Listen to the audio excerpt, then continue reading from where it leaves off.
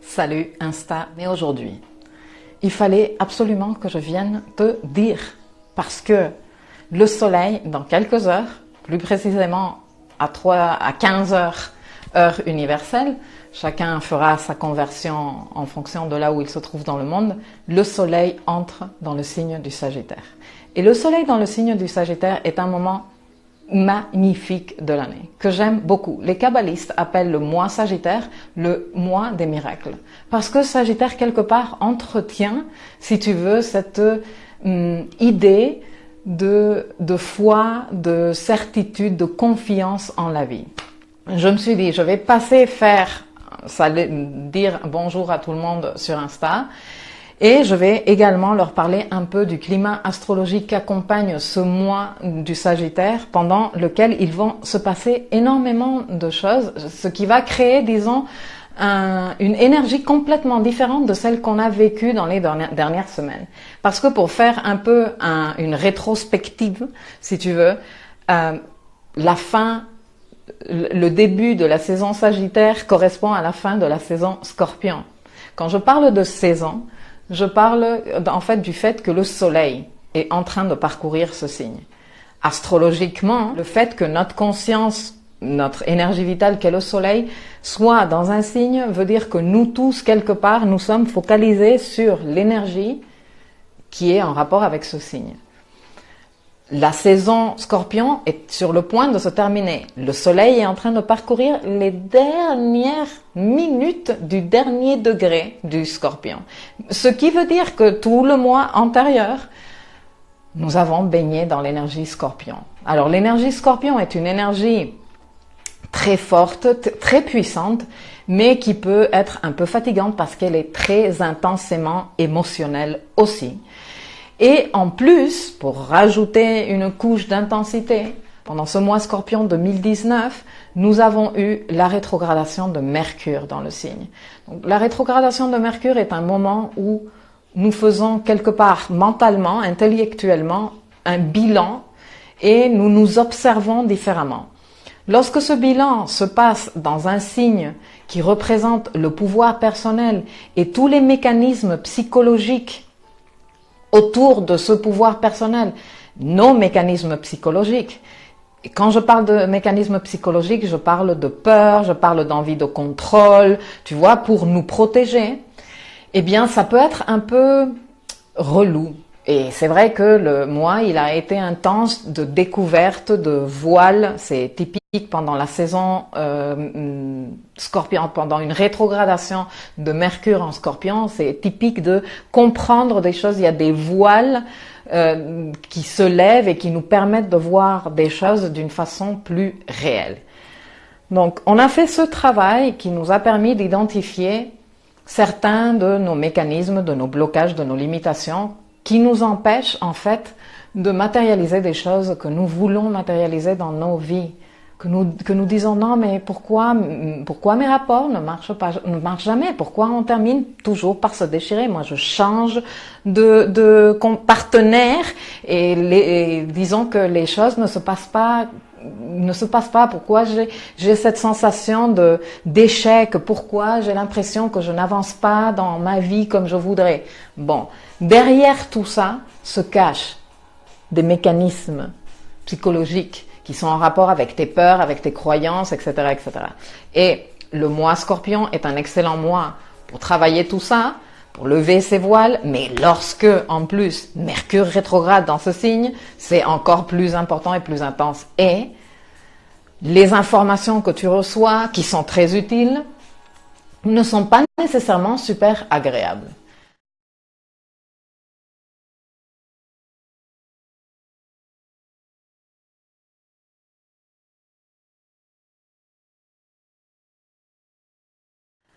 Donc ça fait du bien savoir que l'énergie bascule doucement vers quelque chose de beaucoup plus optimiste parce que le signe du Sagittaire est beaucoup très optimiste même et beaucoup plus confiant, beaucoup plus, tu vois, beaucoup moins intense carrément.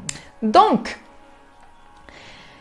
le soleil entre en Sagittaire. Il illumine le territoire Jupiter. Jupiter qui a parcouru toute l'année ce signe, qui nous a montré de quelle façon, dans ce signe-là, et dans le secteur de tarot qui correspond au Sagittaire, toi, tu avais la possibilité de grandir. Nous allons sentir un petit coup de boost, d'optimisme, comme cette sensation confiante de la vie. À ça se rajoute le fait que Vénus et Jupiter se contactent dans les derniers degrés du Sagittaire, et c'est la deuxième rencontre qu'ils ont cette année, chose qui n'est pas la norme. Ça n'arrive pas toutes les années. Vénus et Jupiter se rencontrent une fois par an. Bon, pas toutes les années, ils se rencontrent 2 fois dans le même signe. Donc c'est assez extraordinaire si tu veux. Cette rencontre est une rencontre qui nous, disons, donne énormément de motivation parce que Vénus, notre désir, et Jupiter, notre élan de nous dépasser, de grandir, notre vision d'évolution se rejoignent, ces deux énergies se fusionnent et nous, on se sent les maîtres du monde, on se sent qu'on va changer tout en 2 minutes. Et c'est bien parce que cette énergie que l'on a est merveilleuse pour créer la vision dont tu vas avoir besoin pour matérialiser au cours de l'année 2020. Donc, utilise l'énergie justement pour créer cette vision.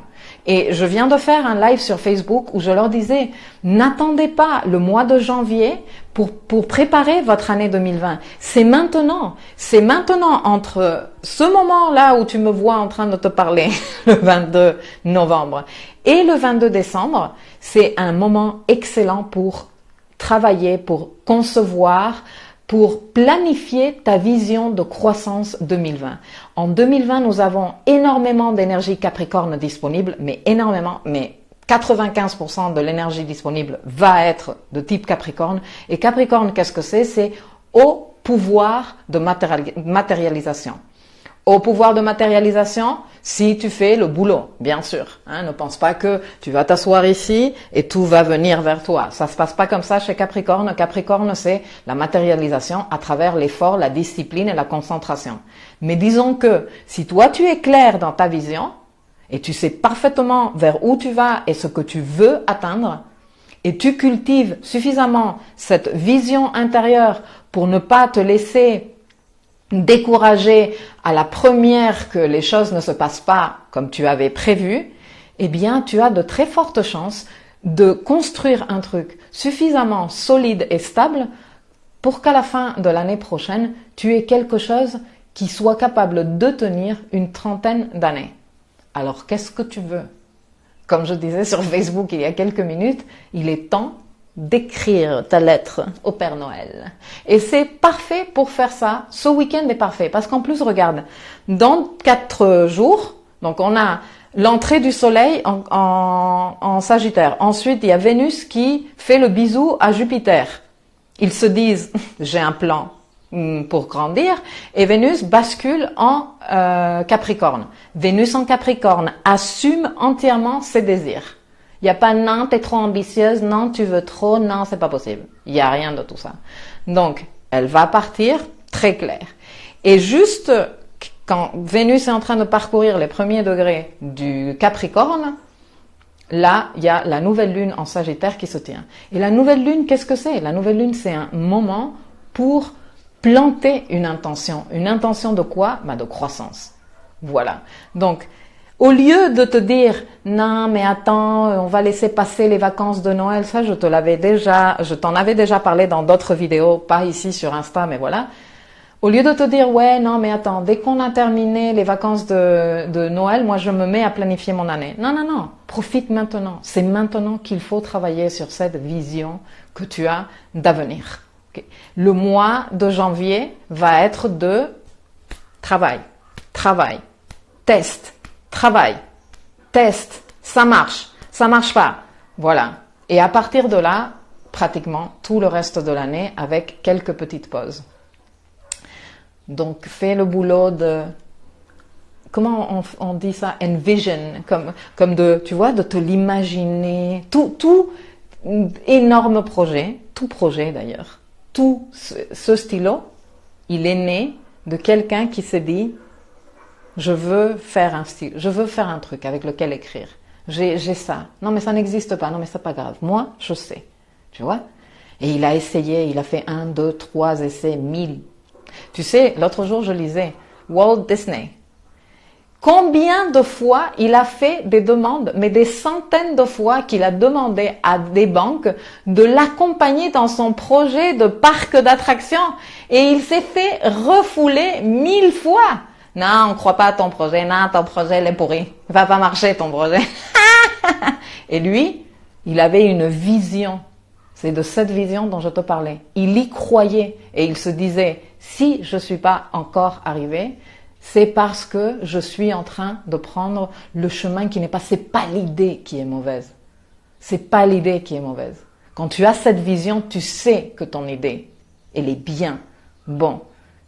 Après, la voie que tu vas prendre pour arriver ou autre, il se peut que tu t'égares, il se peut que tu prennes une voie qui n'aboutit pas vraiment quelque part. Bon. Ne lâche pas ta vision. Ne lâche pas ta vision. Lâche ce chemin que tu as emprunté. Emprunte un nouveau chemin.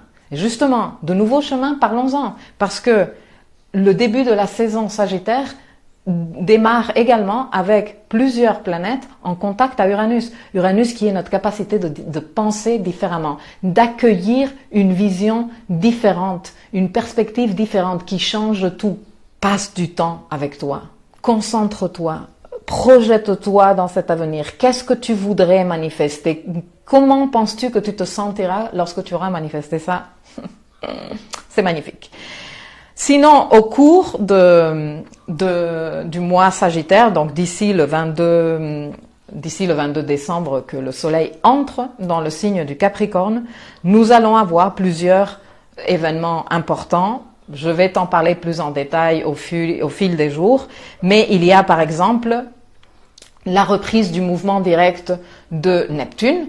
Quand les planètes elles sont rétrogrades, elles sont disons que endormies, tu vois, et il n'y a pas énormément de manifestations extérieures.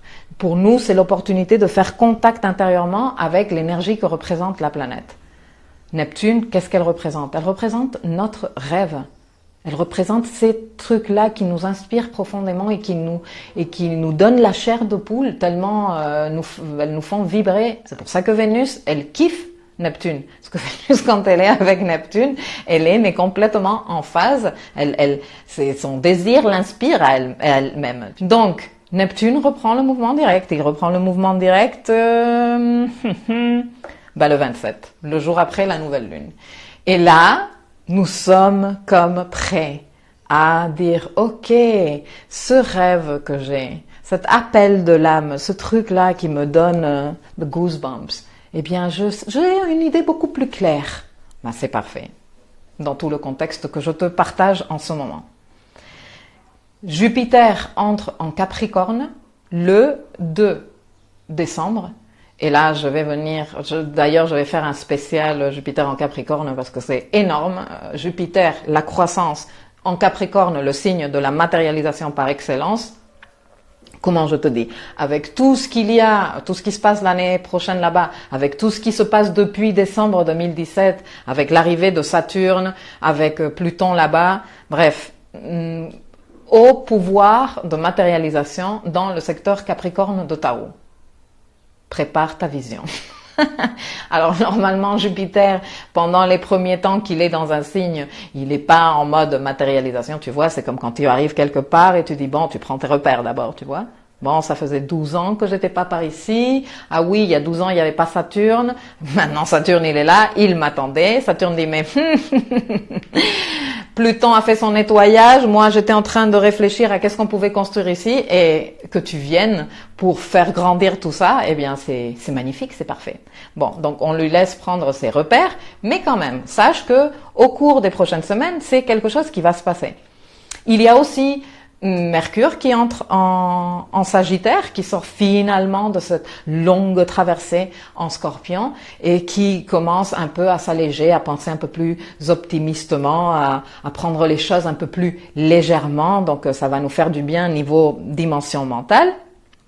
Et Vénus, qui dans son parcours du Capricorne, elle va faire contact avec Saturne, elle va se voir en direct avec Saturne, elle va se voir en direct avec Pluton. Donc ça, c'est des aspects très forts de haut engagement, de haut désir de se responsabiliser et de prendre son self-empowerment. Je suis désolée de te le dire en anglais, je ne sais vraiment pas comment le dire en français. Self-empowerment, c'est cette puissance intérieure sur laquelle, pouvoir intérieur que Mercure t'a montré lors de sa rétrogradation en Scorpion. Eh bien, il y a Vénus qui arrive et elle s'engage avec Saturne et elle fait contact avec Pluton et elle dit oui, je désire ça profondément. Et d'ailleurs, on va en avoir besoin pour matérialiser ce que l'on veut. Et finalement, le mois se termine avec Vénus qui sort du signe du Capricorne pour entrer dans le signe du Verseau. Je viendrai t'en parler davantage. Voilà, alors bonne saison de Sagittaire. S'il y a une saison de légèreté et de bien-être énergétique, de haute énergie vibratoire, en même temps légère, c'est la saison qui démarre l'âme. Donc profite-en. Bon week-end à toi et à très bientôt.